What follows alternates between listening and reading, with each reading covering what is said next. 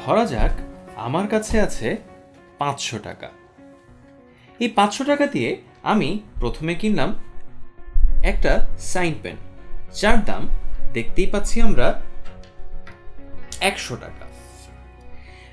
200 টাকা দিয়ে আমি কিনলাম দুটো সুন্দর সুন্দর মোমবাতি, আর আরও 100 টাকা দিয়ে আমি কিনলাম দুটো ছক্কা, যেটা লুডো খেলার কাজে আমি ব্যবহার করব।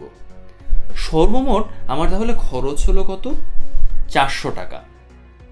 বাজারে গিয়ে এরকম আমার একটা কলম কেনার ইচ্ছা হতে পারে, আমার দুটো মোমবাতি কেনার ইচ্ছা হতে পারে, এবং এইভাবে দুটো ছক্কা কেনার ইচ্ছা হতে পারে, যার মূল্যমান এখানে উল্লিখিত রয়েছে।